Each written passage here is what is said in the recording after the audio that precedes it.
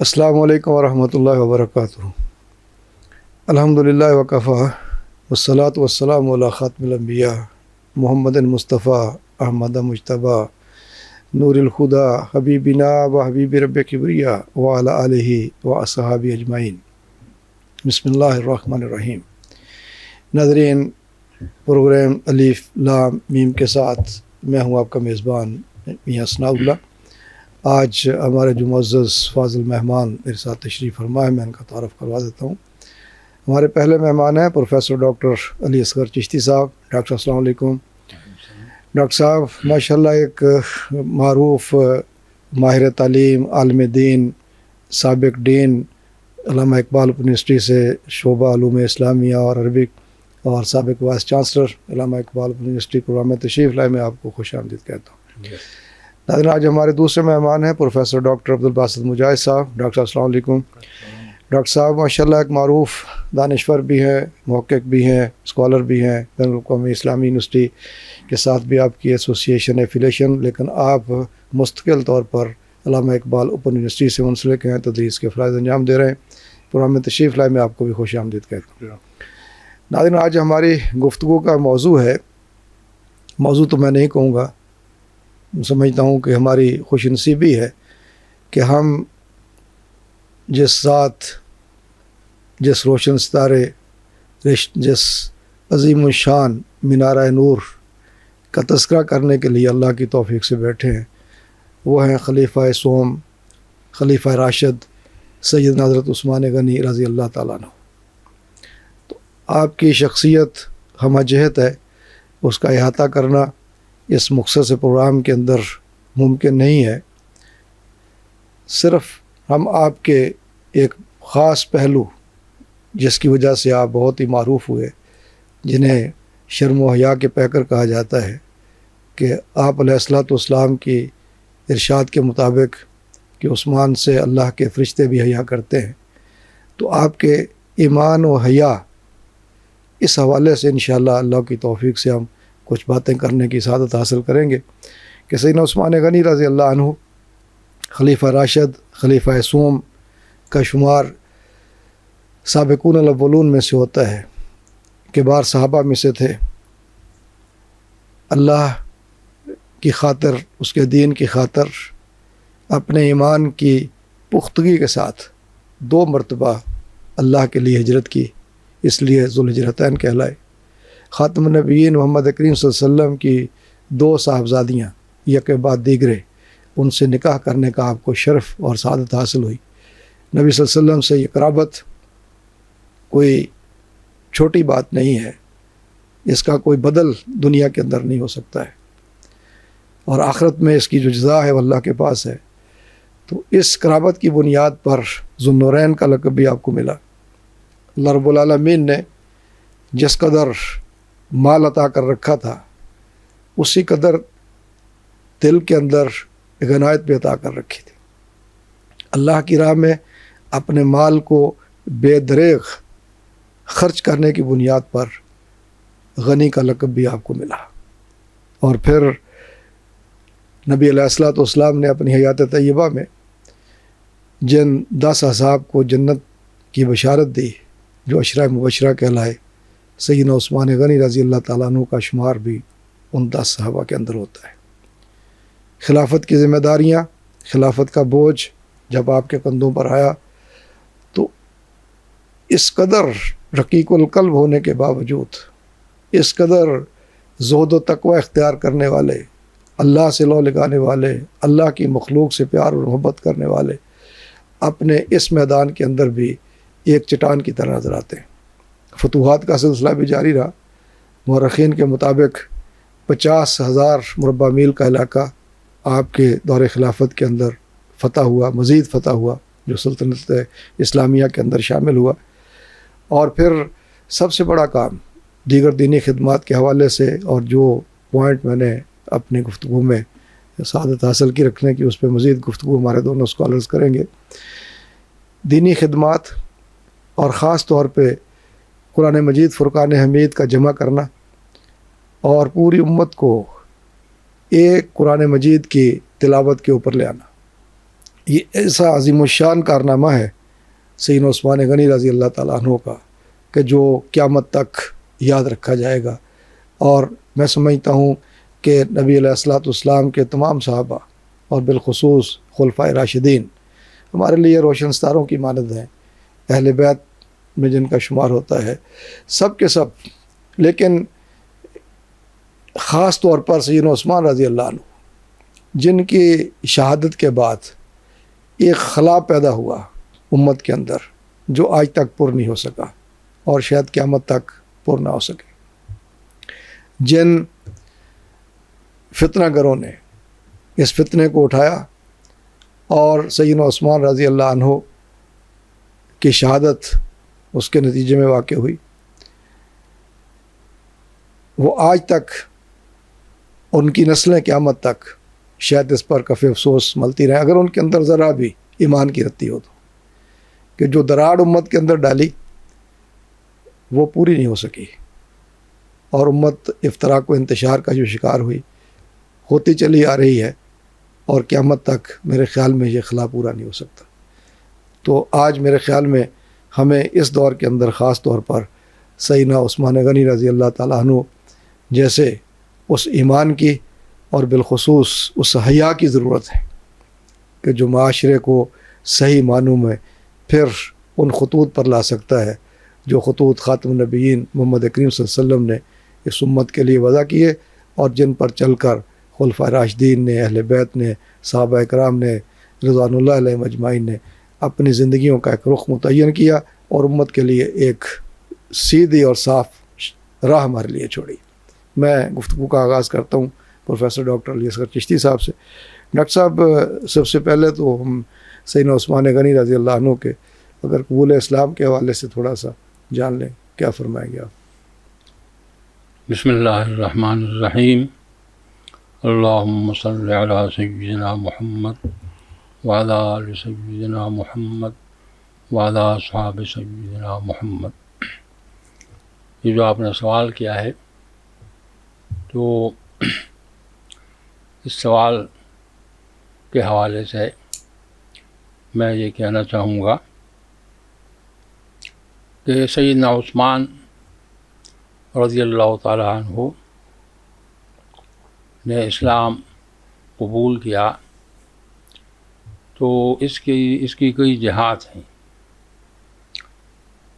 اور مورخین نے یا ہمارے محدثین حضرات نے ان جہاد کا تذکرہ اپنے مصادر میں کیا ہے.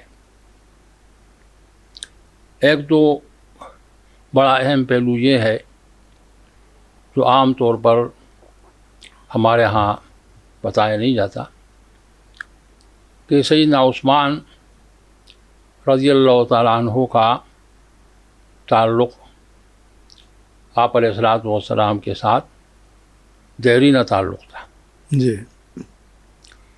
اور یہ تعلق اس حوالے سے تھا کہ سیدنا عثمان رضی اللہ تعالیٰ عنہ کی نانی جو ام حکیم کہلاتی ہیں، ام حکیم البیضاء کہلاتی ہیں، جی، یہ آپ علیہ الصلوۃ والسلام کی پھوپھی ہیں اور حضرت عبداللہ کی بہن ہے. جی. ہاں. تو اس حوالے سے اگر دیکھا جائے تو سیدنا عثمان رضی اللہ تعالیٰ عنہ کی والدہ آپ علیہ الصلوۃ والسلام کی پھوپھی ذات بہن ہے اور ظاہر پھوپھی ذات بہن ہوتی ہے. جی. تو سیدنا عثمان کے ساتھ کتنا قریبی رشتہ ہے. یہ جو عام طور سے کہا جاتا ہے کہ بنو ہاشم اور بنو امیہ کا آپس میں تعلق ٹھیک نہیں رہا شروع سے، تو یہ بالکل ایک بے بنیاد قسم کی بات ہے. آپ دیکھیں نا کہ اللہ کے رسول کی پھوپھی جی بنو امیہ میں جی یا اور سیدنا عثمان رضی اللہ تعالیٰ عنہ ان کے نواسے ہیں، جی حضور کی پھوپھی کے نواسے. تو یہ بڑا قریبی تعلق تھا. پھر سیدنا عثمان رضی اللہ تعالیٰ عنہ نے خود بتایا کہ ان کا خاندان مذہبی اعتبار سے یعنی وہ ایک مذہبی خاندان تھا جی اور اس کے بارے میں انہوں نے فرمایا کہ ان کی خالہ اس دور کے حوالے سے ظاہر ہے کہ اس دور میں اس طرح کے علوم تو نہیں تھے جی جی جو بعد میں علوم کی باقاعدہ ایک شکل سامنے آئی ہے، لیکن اس دور میں جو علوم تھے تو خاص کر عربوں میں جو علوم تھے تو قیافہ کا علم تھا اور انصاب کا علم تھا، تاریخ کا علم تھا، یہ چیزیں تھیں اس دور میں. جی اس کے ساتھ ساتھ ایک علم تھا جس کو کہانہ کہتے ہیں. تو ان کی خالہ جو ہے باقاعدہ علمی اعتبار سے وہ اس خاندان میں ایک عالمہ تھی. اور سیدنا عثمان کہتے ہیں کہ میں جب ایک مرتبہ اپنی خالہ کے ہاں گیا تو میری خالہ نے مجھے بشارت دی اور وہ باقاعدہ جو ان کا کلام ہے بڑا خوبصورت کلام ہے ان کی خالہ کا جو ہمارے مصادر میں موجود ہے، محفوظ ہے. تو انہوں نے مجھے بشارت دی اور مجھے کہا کہ آپ کو بہت اچھا مستقبل ملے گا، بہت خوشیاں ملیں گی، بہت کچھ ملے گا. اس طریقے سے بات ہوئی. تو ایک تو یہ پہلو ہے کہ فطری طور پر جی آپ علیہ رضی اللہ تعالیٰ عنہ کا میلان تھا، اس طرف تھا کہ آپ ایک مذہبی ذہن کے حامل تھے. دوسری بات یہ ہے کہ آپ کا تعلق سیدنا صدیق اکبر رضی اللہ تعالیٰ عنہ کے ساتھ بہت تعلق تھا. جی اور جب آپ علیہ الصلوۃ والسلام نے اعلان نبوت فرمایا تو اس وقت آپ کی عمر 35 سال تھی. ظاہر ہے کہ بالکل جوان تھے، 35 سال کی عمر میں تھے. اور سیدنا ابو بکر صدیق رضی اللہ تعالیٰ عنہ جس طرح مکے کے کبار تاجروں میں ان کا شمار ہوتا ہے اور ان کے پاس بھی سرمایہ ہزاروں دینار کا سرمایہ تھا سیدنا ابو بکر صدیق رضی اللہ تعالیٰ عنہ کے پاس. جی جی اسی طرح سیدنا عثمان رضی اللہ تعالیٰ عنہ بھی بہت بڑے تاجر تھے. جی اور یہ جو قریش کے تجار تھے تو یہ قافلوں کی شکل میں مختلف علاقوں میں جاتے تھے. جی تو سیدنا عثمان رضی اللہ تعالیٰ عنہ کا سیدنا ابو بکر صدیق رضی اللہ تعالیٰ عنہ کے ساتھ بھی بہت گہرا تعلق تھا.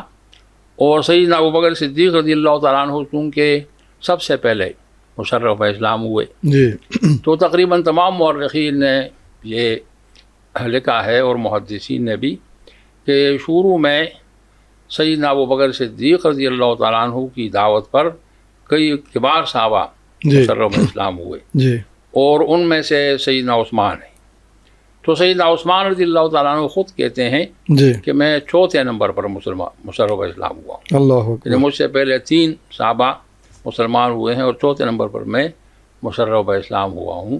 یہ بات انہوں نے اس وقت کہی جب محاصرے میں تھے. انہوں نے ان کو بلوائیوں کو مخاطب کیا کہ وہ آپ لوگوں کو معلوم ہونا چاہیے کہ میں تو شروع سے جو ہے اللہ کے رسول کے ساتھ رہا. اللہ اکبر. تو یہ جو قبول اسلام ہے جی تو آپ نے ابو بکر صدیق رضی اللہ تعالیٰ عنہ کی دعوت پر اسلام قبول کر لیا. اسلام قبول کیا اور آپ علیہ الصلوۃ والسلام کی خدمت میں تشریف لے گئے جی اور آپ علیہ الصلوۃ والسلام نے آپ کو قبول کیا جی اور آپ نے آپ علیہ بہت السلام اچھے حاضر بیعت کی.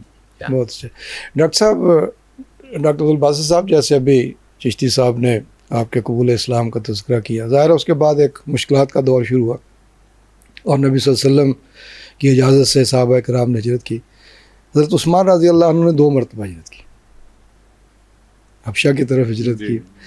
تو آپ اسی وجہ سے ذوالہجرتین کہلائے. اس حوالے سے کچھ آپ. بسم اللہ الرحمن الرحیم. سب سے پہلے تو میں شکر گزار ہوں روز ٹی وی کا آپ کا کہ آپ اتنے خوبصورت موضوعات پر مدعو کرتے ہیں جو سراسر ثواب اور سراسر اس کے اندر نور پنہا ہوتا ہے. اور یہ اسی طرح کا ایک تذکرہ ہے جو ہمارے قلوب کو، اذہان کو معطر کرتا ہے جب ہم سوچتے ہیں حضرت عثمان غنی رضی اللہ عنہ کے بارے میں. اللہ اکبر. اور آپ نے انٹرو میں جس طرح خوبصورت بات کی، یہ تھوڑا سا وقت اس میں کیا ہم صرف برکت کے لیے تذکرہ کر سکتے ہیں. جی جیسے ڈاکٹر علی اصغر چشتی صاحب نے فرمایا کہ وہ جو ایک گہرا تعلق ہے نبی اکرم صلی اللہ علیہ وآلہ وسلم سے، تو مجھے وہ سورہ توبہ کی آیت یاد آتی ہے. یہ تو لٹمس ٹیسٹ ہی یہی ہے نا کہ جب ہر چیز سے زیادہ عزیز اللہ اور اس کا رسول اور جہاد نہیں ہوتا جی جی تو پھر فتربصوا حتی یأتی اللہ بامرہ، اللہ تو پھر انتظار کرو کہ اللہ اپنے امر کو لے آئے. سبحان اللہ. وہ ساری نسبتیں اللہ. تو یہ تو وہ لوگ ہیں نا جی جنہوں نے اپنا سب کچھ جی جی نبی اکرم صلی اللہ علیہ وسلم پر قربان کر دیا. جی جی آپ دیکھیں اپنا مال، اپنی جوانی، اپنا بڑھاپا، جی جی اور یہاں تک کہ اپنی جان. اللہ اکبر. اور کیا ہے اس میں؟ فَمِنْهُمْ مَنْ قَضَى نَحْبَهُ وَمِنْهُمْ مَنْ يَنْتَظِرُ وَمَا بَدَّلُوا تَبْدِيلًا لِيَجْزِيَ اللَّهُ الصَّادِقِينَ بِصِدْقِهِمْ. اللہ اکبر.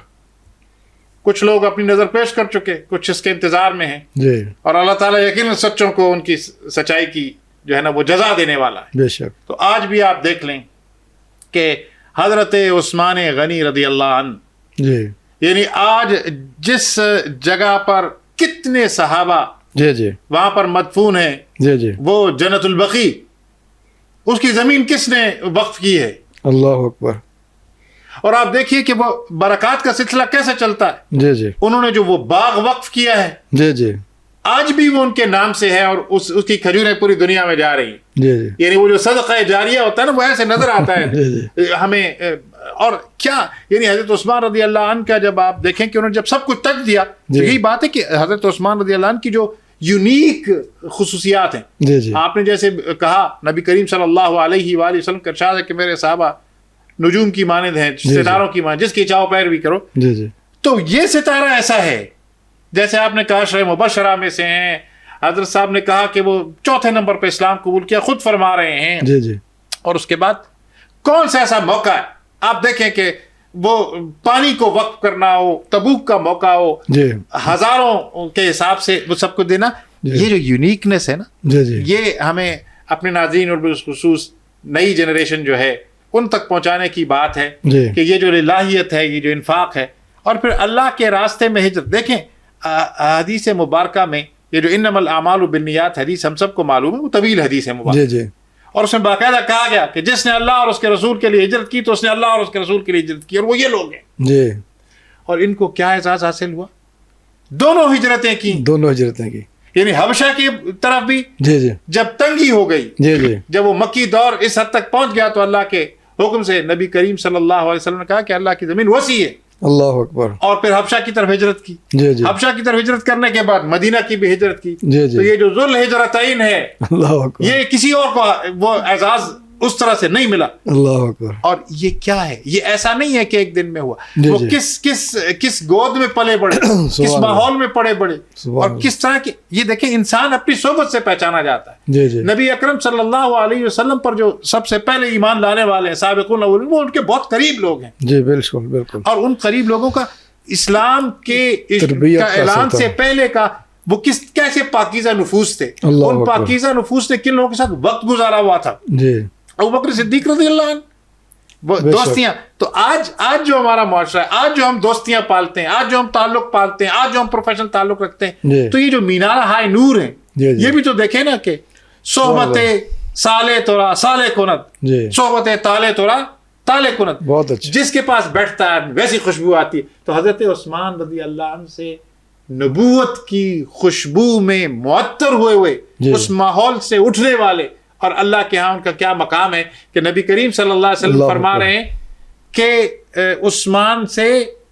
فرشتے بھی حیا کرتے ہیں. اب اندازہ کریں کہ یہ مقام ہے، اور یہی وہ شخصیات ہیں جن کے تذکرے کو صرف ہم نے نہیں کرنا، ہم نے ان کے جو ایٹریبیوٹس ہیں، ان کے جو پرسنالٹی ٹریٹس ہیں، ان کا جو اسوہ ہے، جی جی اس کو آج کے دور میں اپنے اچھا. اوپر پہلے اس کو جاننا اور پھر اس کی کوئی چیز پکڑ لینا ہے. وہ جو نبی کریم صلی اللہ علیہ وسلم نے کہا کہ جو حکمت کی بات ہے وہ مومن کی گمگشتہ میراث ہے. جی جی. تو یہ گمگشتہ جو ہماری میراث ہے، آج اس کا یہ موقع ہے کہ ہم اس سے ریکنیکٹ ہوں. بہت اچھے ڈاکٹر صاحب، بہت ڈاکٹر صاحب آپ کا شکریہ کہ آپ چینل کی اور ہمیں بھی یاد کرتے ہیں درمیان میں. حقیقت یہ ہے کہ ہمارے CEO جناب سردار خان نیازی صاحب کی شفقت ہے اور ان کی خود محبت ہے یہ اس حوالے سے کہ وہ یہ مواقع فراہم کرتے ہیں. جی اور اپریشیٹ کرتے ہیں کہ اس طرح کے تذکرے ہوں، پروگرام ہوں. اللہ تعالیٰ نے جزائے خیر دے. ڈاکٹر صاحب جیسے آپ نے فرمایا کہ رسول اللہ صلی اللہ علیہ وسلم کا رشتہ حضرت عثمان رضی اللہ عنہ سے تو پرانا رشتہ داریاں جس کو کہتے ہیں نا جی، پھر وہ کہتے ہیں نا جی پرانی رشتہ داری کو جو ہے نا وہ نیا کر لینا. تو پھر وہ رسول اللہ صلی اللہ علیہ وسلم نے یکے بعد دیگرے 2 صاحبزادیاں آپ کے نکاح میں آئیں. تو یہ اس بنیاد پر جو آپ کو ایک بڑا اعزاز اور لقب ملا ذوالنورین، کیسے دیکھتے ہیں اس کو؟ سیدنا عثمان رضی اللہ تعالیٰ عنہ کی خصوصیات میں سے یہ ایک بہت بنیادی خصوصیت ہے کہ یہ بھی انہوں نے بتایا کہ ان کی خالہ نے ان کو بتایا تھا، اور انہوں نے ان کو بشارت دی تھی. جو بشارت ہے بشارت میں یہ بھی ہے جی یا تو سیدنا عثمان رضی اللہ تعالیٰ عنہ خود بتاتے ہیں کہ مشرف اسلام ہونے کے بعد پھر اللہ کے رسول صلی اللہ علیہ وسلم نے جی کے ساتھ میرا جو تعلق ہوا تو وہ تعلق بڑھتا گیا، جی اور اس حد تک بڑھا کہ سیدہ رقیہ رضی اللہ تعالیٰ عنہ، جی سیدہ رقیہ رضی اللہ تعالیٰ عنہ پہلے ان کا رشتہ ابو لہب کے بیٹے کو دیا گیا تھا. جی یہ جو اللہ کے رسول کی 2 صاحبزادیاں ہیں، سیدہ رقیہ اور سیدہ ام کلثوم، تو ان دونوں کے رشتے، کیونکہ ابو لہب بھی حضور کے چچا تھے، جی تو ان کو ان کے بیٹوں کو یہ رشتے دیے گئے تھے. لیکن جب سورہ لہب نازل ہوئی اور آپ علیہ السلام نے رحم و بہت فرمایا، اور پھر ابو لہب نے بہت زیادہ رسپانس یعنی نیگیٹو رسپانس دیا، جی تو پھر اس کے بعد انہوں نے اپنے بیٹوں کو بھی کہا کہ آپ لوگ ان رشتوں کو ختم کریں.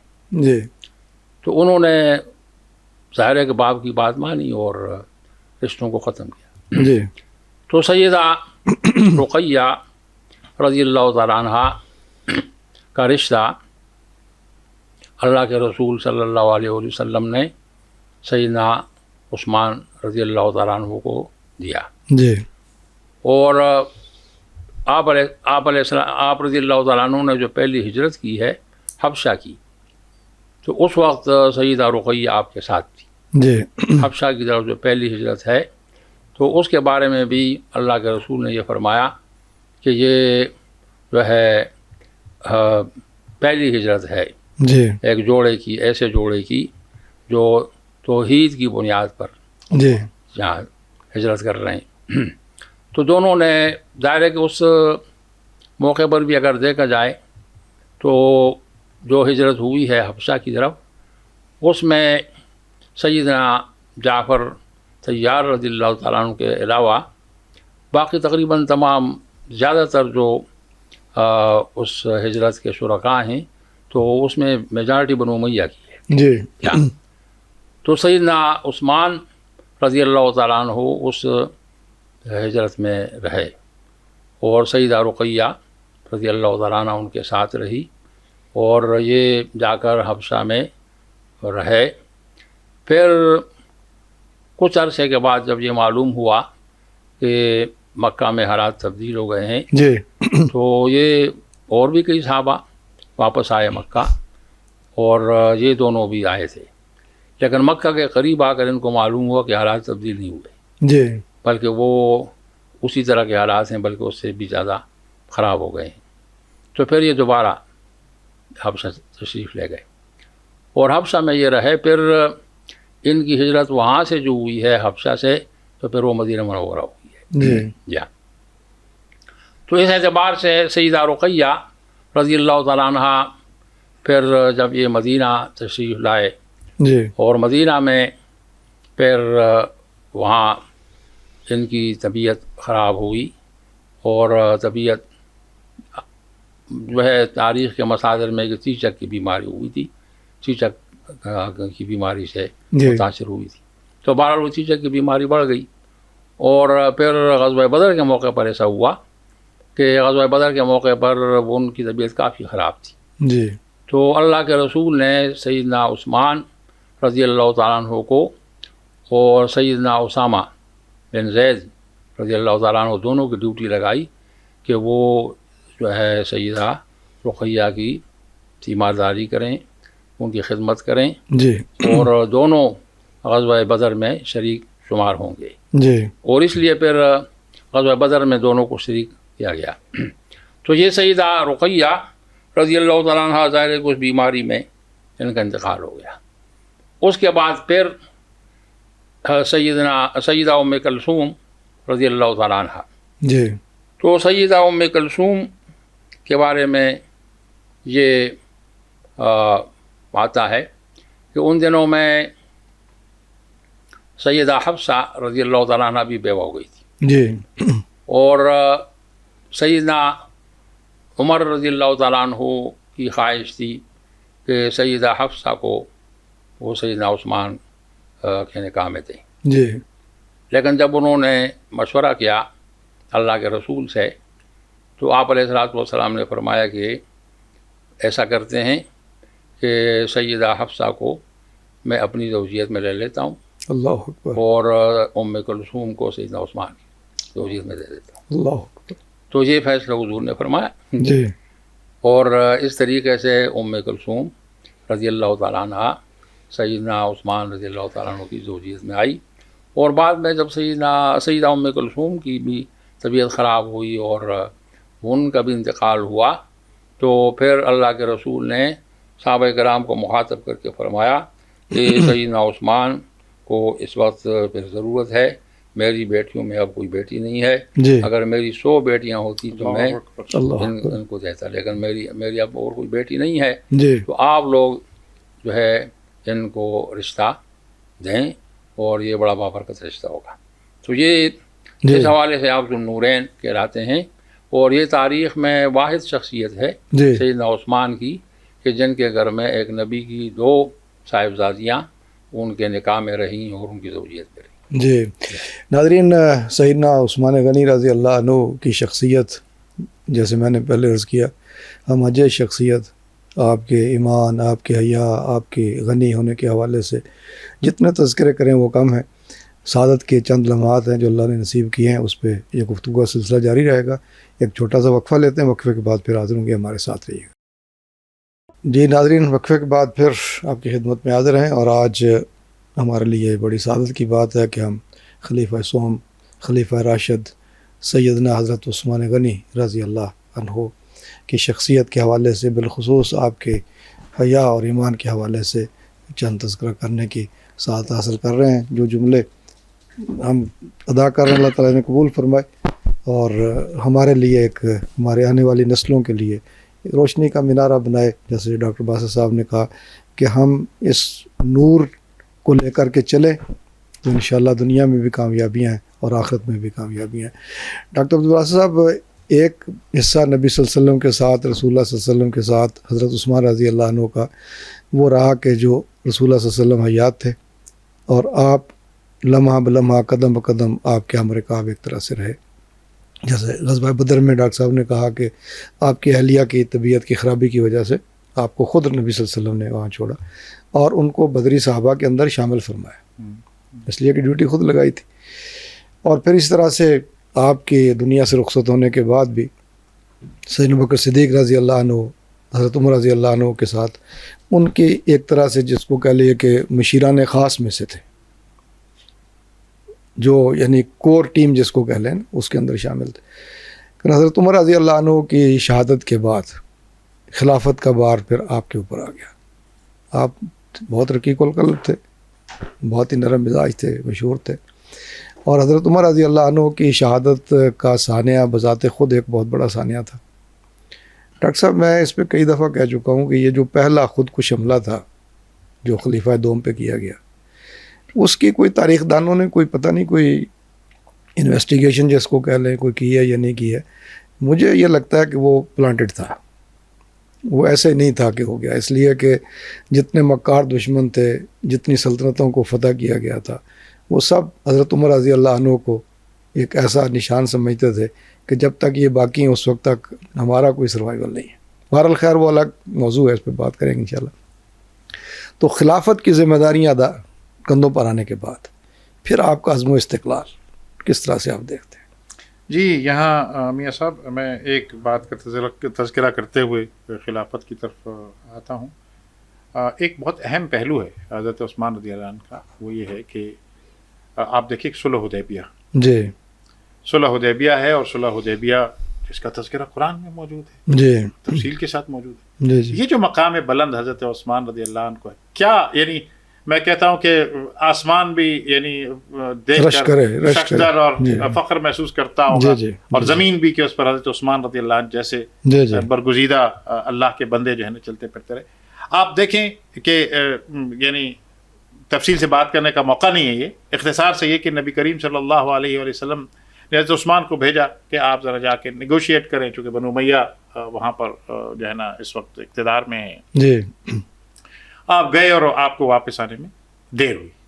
دو پہلو ہیں جو ناظرین کی گوش گزار کرنا چاہتا ہوں. اب دیکھیں کتنی چاہت، آج ہم کتنی چاہت محسوس کرتے ہیں کہ ہم حج اور عمرے کے لیے جائیں. حضرت عثمان جاتے ہیں، وہ ظاہر ہے ان کو وہ بہت اچھے طریقے سے رکھتے ہیں، کرتے ہیں، اور کہتے ہیں کہ جی باقیوں کو تو ہم نہیں کچھ کہتے، لیکن آپ کر لیں یہاں پر طواف کریں. کہ یہ کیسے ممکن؟ جی یعنی اجازت سامنے موجود، اور کہا کہ یہ کیسے ممکن ہے کہ نبی کریم صلی اللہ علیہ وآلہ وسلم اور صحابہ کرام وہاں اور میں کروں. اختصار کے بعد یہ کہ نبی کریم صلی اللہ علیہ وسلم ظاہر سب نے ہوا کہ واپسی میں دیر ہوئی تو ایسا نہ ہو یہ افواہ پھیل گئی کہ کہیں آپ کو شہید نہ ہو گئے ہوں. جی تو آپ صلی اللہ علیہ وسلم نے ایک تخت ایک شجر کے نیچے تحت شجرہ جی جی بیت لیے، جسے بیت رضوان کہا جاتا ہے. اسی نسبت سب کو جو رضوان اللہ مجمعین جو ہم کہتے ہیں یہ اسی نسبت سے ہے. جی جی اور میں وہ نقشہ صرف ناظرین کے سامنے رکھنا چاہتا ہوں کہ ہر کسی نے نبی کریم صلی اللہ علیہ وسلم کے دست مبارک پر بیعت علی الموت کی. حضرت عثمان اگر شہید کر دیے گئے تو ان کا بدلہ لیے بغیر نہیں جائیں گے. جی جی نبی کریم صلی اللہ علیہ وسلم کا جو ٹرسٹ ہے، جی جی جو اعتبار ہے، جو بھروسہ ہے، وہ حضرت عثمان موجود نے کہا کہ اگر عثمان یہاں ہوتے تو ضرور بیعت کرتے. جی اپنے ہی ایک ہاتھ پر کہا یہ عثمان کا ہاتھ ہے، اپنے ہی ہاتھ پر رکھا.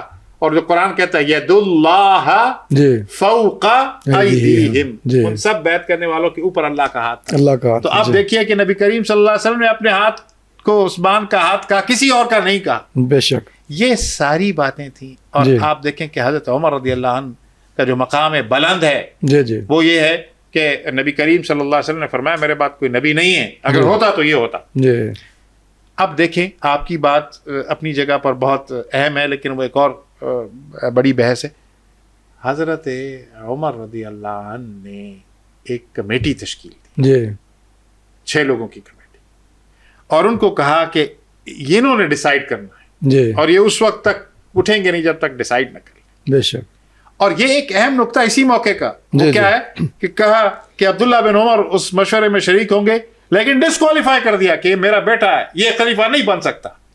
بعد میں آنے والوں نے کیا کیا یہ بھی تاریخ بالکل واضح ہے. جی جی جی میں عرض کرتا ہوں کہ اس موقع پر ہی جو آپ نے کہا کہ رقیق القلب تھے، نرم مزاج تھے، اور پھر آہستہ آہستہ اس بات پر پہنچے کہ ان سب کا کنسنسس یہ ڈیولپ ہوا کہ حضرت عثمان رضی اللہ عنہ اس کرائسس، ایک اتنا بڑا خلیفہ جنہوں نے اس وقت کی 2 سپر پاورز کو جو ہے نا اپنی جوتے کی نوک پر رکھا، وہ جب اس دنیا سے شان کے ساتھ شہادت کے ساتھ جاتے ہیں جی جی تو پھر کیا ہوتا ہے کہ حضرت عثمان بن عفان پر وہ سارے لوگ ٹرسٹ کرتے ہیں. جی سب لوگ بیعت کر لیتے ہیں، اور ایک کرائسس کی شکل میں آپ کے جو ہے نا کندھوں پر وہ بوجھ پڑتا ہے. جی اور اس بوجھ کے ساتھ پھر آپ اس مشن کو آگے بڑھاتے ہیں، اس کو نہ صرف ایکسیپٹ کرتے ہیں کہ مسلمانوں نے سے یہ ٹرسٹ رکھا ہے، لیکن وہ امور سلطنت کے ساتھ ساتھ اس کی ایکسپینشن جس کا آپ نے ذکر کیا اس کے ساتھ ساتھ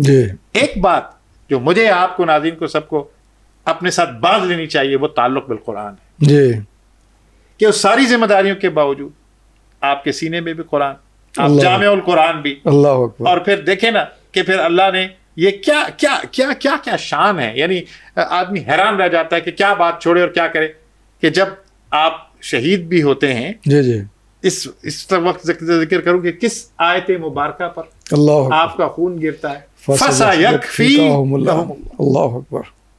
اور پھر یہ جو آپ شروع میں بات کر رہے تھے، جی جی 2 حصوں میں تقسیم کیا جاتا ہے حضرت عثمان کے دور خلافت کو. جی ایک میں ایکسپینشن ہے، ایک میں وسعت ہے، اور دوسرے میں پھر فتنہ ہے. جی اور اس فتنے نے پھر منتج ہوا کہاں؟ حضرت عثمان رضی اللہ عنہ کی شہادت پر. جی. یا ایک اور بات جو آپ نے شروع میں تذکرہ کیا کہ وہ جو ایک رخنا ایک جو درار پڑا, اس پر بات کرتے ہیں.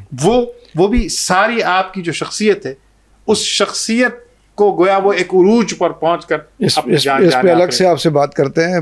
ظاہر ہے کہ موضوع اتنا طویل ہے کہ اس پہ تو اس کو سمیٹا نہیں جا سکتا. جی جی. اور خود مجھے ابتدائیہ میں بڑی مشکل پیش آئی سمیٹنے کی, اور بہت کوشش کی میں نے کہ اس کو اختصار سے کام لوں, لیکن پھر بھی موضوع ایسا ہے, اور پھر اللہ کی توفیق سے ان نفوس کے ساتھ کمٹمنٹ اللہ کی طرف سے ایسی ہے کہ ایک شعوری وابستگی ہے, صرف جذباتی نہیں, شعوری وابستگی ہے الحمدللہ. تو بہرحال وہ بیعت رضوان کا معاملہ ہو, دیگر کتنے ایسے مواقع ہیں, یعنی ایک ایک کا تذکرہ کرنا بہت ہی مشکل ہے. ڈاکٹر چشتی صاحب, یعنی یہ دوسرا حصہ جس پہ ہم بات کر رہے ہیں کہ نبی صلی اللہ علیہ وسلم کے عہد میں اور پھر خلفائے راشدین کے عہد میں, یعنی ایک آپ مشیر کے طور پر بلکہ کور کمیٹی کے عام ترین ممبر کے طور پر رہے, اور جس کا تذکرہ حضرت علی رضی اللہ عنہ نے بھی کیا کہ جب ان سے کسی نے پوچھا کہ ابو بکر اور عمر کا دور تو بہت ٹھیک تھا اور عثمان کے اور آپ کے دور میں پھر یہ حالات شروع ہو گئے, تو انہوں نے کیا خوبصورت بات کی کہ ابو بکر اور عمر کے مشیر عثمان اور علی تھے, اور عثمان اور علی کے مشیر پھر تم لوگ ہو گئے. تو اتنی بڑی یعنی مشاورت. تو پھر خلافت کے بعد خاص طور پر آپ کی جو دینی خدمات ہیں, یعنی پہلے بھی ساتھ شامل رہے دینی خدمات, اور اس میں پھر قرآن مجید فرقان حمید کو اکٹھا کرنا, جمع کرنا, اور ایک مصحف پر ایک خط عثمانی جو آج بھی ہم دیکھتے ہیں اس پہ امت کو اکٹھا کرنا, کتنا بڑا کارنامہ ہے, کیا کہتے ہیں؟ سیدنا عثمان رضی اللہ تعالیٰ عنہ کی خصوصیات میں سے ان کو بطور خاص جامع القرآن کہا جاتا ہے. یہ جو قرآن کی خدمت ہے اس میں ایک ارتقاء ہے. جی. ایک تو سیدنا ابو بکر صدیق رضی اللہ تعالیٰ عنہ کے دور میں کام ہوا. جی. اور وہ بنیادی طور پر تدوین کا کام تھا. جی. کہ سیدنا ابو بکر صدیق رضی اللہ تعالیٰ عنہ نے سیدنا عمر فاروق رضی اللہ تعالیٰ عنہ کے مشورے سے اور صحابہ کرام جو کبار صحابہ تھے اور وفات صحابہ تھے, تو ان کی ایک کمیٹی بٹھائی, اور پھر انہوں نے پوری ریاست میں جہاں جہاں بھی قرآن مجید کی آیات تھیں تحریری شکل میں, جیسے شکل میں ان کو جمع کیا. جی. اور ان کو مدون کیا. یہ تو ایک تدوینی کام تھا. بعد میں وہ جو مصحف ہے وہ رہا, تاریخ میں ہے کہ سیدہ حفصہ رضی اللہ تعالیٰ عنہ کے پاس رہا. بہرحال سیدنا عثمان رضی اللہ تعالیٰ عنہ کے دور میں اصل مسئلہ یہ ہوا جی کہ اسلامک اسٹیٹ بہت پھیلا, اتنا پھیلا کہ سیدنا عمر فاروق کے دور میں جی تو اسلامک اسٹیٹ تقریباً 26 لاکھ مربع میل تھا, لیکن سیدنا عثمان کے دور میں یہ اتنا پھیلا ہے کہ 44 لاکھ مربع میل ہو گیا. جی. اور اس میں بہت سارے وہ علاقے شامل ہوئے جو عجمی تھے, جی عرب نہیں تھے. اب ضرورت اس بات کی تھی کہ جو غیر عرب ہیں, عرب تو خط کوفی سے بھی پڑھ سکتے ہیں, ویسے بھی پڑھ سکتے ہیں, جی اور ان کی زبان عربی ہے, لیکن جو غیر عرب ہیں تو غیر عربوں کے لیے اب قرآن مجید کو ایسا ہونا چاہیے کہ وہ اس کو پڑھ سکیں, اس کو سمجھ سکیں, ان کو کوئی پڑھائے تو ان کے لیے قابل فہم ہو. جی. اور لہجہ, خاص طور پر لہجے کا مسئلہ تھا, کیونکہ قرآن مجید قریش کے لہجے میں نازل ہوا ہے, اور عربی میں تو بڑے لہجے ہیں, بہت سارے لہجے ہیں. تو ضرورت اس بات کی تھی کہ قرآن مجید کو قریش کے لہجے کے مطابق اس کو مرتب کیا جائے, اور پھر اس کی جو ہے ترویج کی جائے اور اشاعت کی جائے. جی. یہ بنیادی اصل ایشو یہی تھا کہ پوری ریاست میں قرآن مجید کی ترویج اور اشاعت ہونی چاہیے. جی. تو اس کے لیے اس پر تقریباً تمام جتنے بھی ہمارے مکاتب فکر ہیں, جو اہل تشیع حضرات ہیں, وہ بھی اس پر متفق ہیں جی کہ یہ جو نسخہ ہے مصحف عثمان، اس سے ان کا اتفاق ہے جی کہ یہ صحیح ہے۔ وہ پہلے تو جو ابوبکر صدیق کے دور میں کام ہوا اس پر اعتراض کرتے ہیں، لیکن سیدنا عثمان کے دور میں جو کام ہوا ہے تو اس کے بارے میں تمام امت متفق ہے جی کہ یہ جو کام ہوا ہے یہ صحیح کام ہوا ہے، اور اس کی وجہ یہ ہے کہ اس میں سیدنا علی بھی شریک تھے۔ جی مصحف عثمان جو مرتب ہو رہا تھا تو اس میں سیدنا علی رضی اللہ تعالیٰ عنہ بھی شریک تھے۔ اب یہ جو کام ہے ان کا کارنامہ ہے ان کے دور کا، تو یہ سب سے بڑا کارنامہ ہے۔ جی سیدنا عثمان رضی اللہ تعالیٰ عنہ کے دور میں جو موجودہ سینٹرل ایشیا ہے اور یہ پورا علاقہ ہے، یہ سارے کا سارا شامل ہوا، جی اور ظاہر ہے کہ اس علاقے میں ضرورت تھی کہ اس وقت علوم کے سلسلے میں تو قرآن تھا جی یا اللہ کے رسول کی جو رسول کے ارشادات تھے، جی جی اور وہ صحابہ کرام کے پاس تھے۔ تو صحابہ کرام جہاں جاتے تھے تو وہ قرآن پیش کرتے تھے، اللہ کے رسول کی ہدایات جی۔ اور اللہ کے رسول کے ارشادات پیش کرتے تھے۔ یہ علوم اس وقت ڈاکٹر صاحب کتنے مصحف تیار کروائے ہوں گے آپ نے، کوئی اندازہ ہے اس کا؟ مجھے تو بالضبط کاپیاں جس کو کہتے ہیں۔ بالضبط تو مجھے میرے ذہن میں نہیں ہے، لیکن ضرورت کے مطابق انہوں نے جی کاپیاں کروائیں جی جی اور ان کو مختلف علاقوں میں بھیجا ہے۔ جی جی کیا تو اب ظاہر ہے کہ ضرورت کے مطابق تو بڑا اس وقت اسلامک اسٹیٹ تو بڑا تھا، جی جی تو کافی یہ کام انہوں نے کیا جی ہوگا۔ جی جی ہاں، تو یہ ان کے کارناموں میں بڑا کارنامہ ہے۔ ہاں جی باقی جو ان کی پالیسی ہے، تو پالیسی میں ہم دیکھتے ہیں کہ سیدنا عمر فاروق رضی اللہ تعالیٰ عنہ کی پالیسی اور سیدنا عثمان کے دور میں وہ جو پالیسی تھی اس میں فرق آیا ہے۔ جی سیدنا عمر فاروق رضی اللہ تعالیٰ عنہ کی پالیسی یہ تھی کہ ایکسپینشن اب نہیں ہے، جی انہوں نے ایکسپینشن ختم کی تھی، جی اور اسودین کے بعد انہوں نے کہا تھا کہ اب ہمیں آگے بڑھنے کی ضرورت نہیں ہے۔ جی یہ جو مصر کا علاقہ ہے یہ سیدنا عمرو بن عاص رضی اللہ تعالیٰ عنہ نے اپنے طور پر اقدام کیا تھا، جی اس میں عمر فاروق کا مشورہ نہیں تھا۔ جی اور جب بعد میں وہ مصر پہنچ گئے تو وہاں ان کو دقت پیش آئی، پھر انہوں نے سیدنا عمر فاروق کو خط لکھا کہ ہم یہاں پہنچ گئے ہیں اور لیکن ہمیں دقت پیش آ رہی تو آپ کمک بھیجیں۔ جی تو سیدنا عمر فاروق رضی اللہ تعالیٰ عنہ نے صحابہ کرام کی تعداد بعض روایت میں کہ 7 بھیجی، بعض کہتے ہیں کہ 9 تھی، بعض کہتے ہیں کہ 11 لوگ تھے۔ بہرحال ان کو ایک خط دیا اور سیدنا عمرو بن عاص رضی اللہ تعالیٰ عنہ کے پاس جب وہ پہنچ گئے تو عمرو بن عاص کو بڑی حیرت ہوئی کہ یہ تو تھوڑے سے لوگ آئے ہیں، ہمیں تو بڑی کمک کی ضرورت ہے۔ جی لیکن خط جب کھول کر دیکھا تو خط میں سیدنا عمر فاروق نے لکھا تھا کہ آپ ان کو آگے رکھیں، خود ان کے پیچھے رہیں۔ اللہ تو یہ اکبر۔ جو صحابہ سے ان کو آگے رکھا گیا اور باقی لشکر ان کے پیچھے رہا، اور مصر میں جب یہ داخل ہوئے، جی اہل مصر کو معلوم ہوا کہ اللہ کے رسول کے صحابہ مصر میں داخل ہوئے ہیں تو انہوں نے استقبال کیا۔ اللہ اکبر۔ یہ مصر جو ہے یہ اس طرح فتح نہیں ہوا، جی جی یہ استقبال سے فتح ہوا ہے۔ اللہ اکبر۔ صحابہ کرام جب داخل ہوئے تو انہوں نے استقبال کیا ہے۔ اللہ ہاں۔ اکبر۔ بصیرت دیکھ عمر رضی اللہ عنہ کی بصیرت تو دیکھ۔ سیدنا عمر فاروق رضی اللہ تعالیٰ عنہ کی پالیسی یہ تھی جی کہ اب ہمیں مزید ایکسپینشن کی ضرورت نہیں ہے، لیکن سیدنا عثمان کے دور میں یہ ہوا جی کہ ان کے دور میں ریاست پھیلی ہے، جی اور یہ تقریباً پوری دنیا کا اصول ہے کہ جب ریاست پھیلتی ہے تو ریاست پھیلنے سے مسائل پیدا ہوتے ہیں، جی کیونکہ مرکز جو ہوتا ہے مرکز کی گرپ پھر تقسیم ہو جاتی ہے، جی بہت اچھا مرکز جی، کی توجہ تقسیم ہو بہت جاتی ہے۔ ڈاکٹر عبدالباسط صاحب، لاسٹ کویسچن جو کہ پروگرام کا وقت ختم ہو رہا ہے، کہ وہ جو شہادت کے بعد ایک خلا پیدا ہوا مختصر سا، اور آج ہمارے لیے جو سبق ہے سیرت میں، عثمان دیکھیے سب سے اہم بات یہ کہ جو میں نے پہلے بھی ضمناً ذکر کیا، بات یہ کہ حضرت عثمان رضی اللہ عنہ نے اس موقع پر جو آپ کے خطبات ہیں، جی جی جو آپ نے ارشادات فرمائے ہیں، جی جی وہ بالکل ایسے جیسے نوشتہ تقدیر ہوں۔ جی جی اس میں ایک بات جس کے لیے آج بھی ہمارے لیے بہت سے اسباق ہیں اور حضرت عثمان کا مقام بلند مزید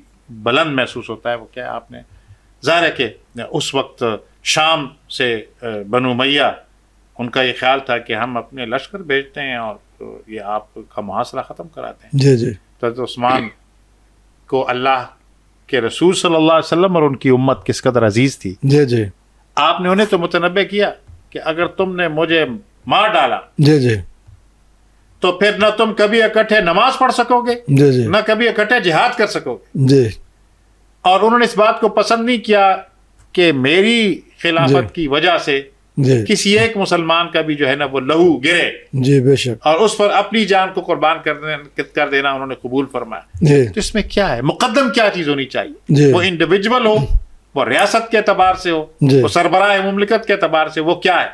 اللہ اور اس کے رسول صلی اللہ علیہ وسلم اور ان کی امت کی حفاظت, جی ان میں افتراق کے لیے اپنی جان تک قربان کر دینا. جی یہ وہ سارے اسباق ہیں جو ہمیں ملتے ہیں. اور آپ دیکھتے ہیں کہ پھر حضرت عثمان رضی اللہ عنہ کا جانا جی وہ ایک افتراق کی شکل اس نے اختیار کی, جی اور پھر ظاہر ہے کہ وہ جو مرکزیت تھی وہ ختم ہو گئی. وہ ختم ہو گئی. آج آپ کا وہ ایمان اور شرم و حیا معاشرے میں کیسے دوبارہ سے آئے؟ وہ اختصار کے ساتھ چونکہ پروگرام کا جی میں بس یہ عرض کرنا چاہوں گا کہ ایک تو میری گزارش یہ ہے جی کہ جو اصل ماخذ ہیں تاریخ کے, جی اسلام کے, ان سے کنیکٹ ہو کر ان جو حضرت عثمان رضی اللہ عنہ جیسے پاکیزہ نفوس ہیں جی جی ان کے بارے میں ہمیں پتہ ہونا چاہیے. جی ہمیں پتہ ہونا چاہیے کہ جب اللہ کے رسول صلی اللہ علیہ وآلہ وسلم جی کہ اتنے عزیز جی کہ جن کو آپ نے اپنے 2 نور چشم جو ہیں بیٹیاں عطا کی ہیں, جی جی ان کے یوم شہادت پر کیا رویہ اختیار کرنا چاہیے, جی جی اور پھر ان سے رہنمائی کیا حاصل کرنی چاہیے کہ ہم نبی کریم صلی اللہ علیہ وآلہ وسلم کے ان ارشادات کی عملی جو تصویر ہے جی اس کے مطابق دیکھیں کہ ہم میں کتنے حیا ہے, جی ہم میں کتنا ایمان ہے. جی تو یہ جو کامل فی الحیا والایمان کا لقب ہم سنتے اور پڑھتے بھی ہیں جمعے کے خطبہ میں بھی, جی جی اسے سمجھنے کی ضرورت ہے اور اپنے اس پر معاشرے عمل کرنے کی ضرورت ہے, اس کو اس کی پیروی کی ضرورت ہے, اور یہی دنیا اور آخرت دونوں کی نجات. بہت اچھا جی, بہت اچھا. ناظرین, پروگرام کا وقت ختم ہوا چاہتا ہے. بار بار یہی گزارش کی تھی کہ اس مختص وقت میں ہم شاید چند ایک پھول جو ہیں چننا تو کجا, ان کو صرف ان کی مہک لے سکیں. تو اللہ تعالیٰ اسی کو قبول فرمائے. میں شکر گزار ہوں اپنے دونوں فاضل مہمانوں کا, پروفیسر ڈاکٹر علی اصغر چشتی صاحب, پروفیسر ڈاکٹر عبدالواسط مجاہد صاحب کا تشریف لائے اور آج کے پروگرام کی حوالے سے مناسبت سے بہت ہی مفید باتیں کی ہیں. اور خاص طور پہ مجھے وہ بات یاد آ رہی کہ بلوانیوں نے گھیر لیا اور مختلف اطراف سے یہ پیشکشیں ہوئیں کہ ہم ان کو روک سکتے ہیں, قلع کما کر سکتے ہیں. حسنین کریمین کو حضرت علی نے دروازے پر پہرا دینے کے لیے مقرر کر رکھا تھا. حضرت عثمان رضی اللہ عنہ کیا فرماتے ہیں کہ مجھے خواب میں رسول اللہ صلی اللہ علیہ وسلم, ابو بکر, عمر ملے ہیں اور ایک ہی بات کہی ہے کہ عثمان صبر کا دامن ہاتھ سے نہ چھوڑنا, آج روزہ ہم اکٹھے افطار کریں گے. اللہ تعالیٰ رب العالمین سے دعا ہے کہ ہمیں اور ہماری نسلوں کو سیدنا عثمان رضی اللہ عنہ کے نقش قدم پر چلنے کی توفیق عطا فرمائے. اللہ ہم سب کا حامی و ناصر ہو. وطن عزیز پاکستان کا, اس کے محافظوں کا حامی و ناصر ہو. میاں اسناد اللہ کو اجازت دیجیے. اللہ حافظ.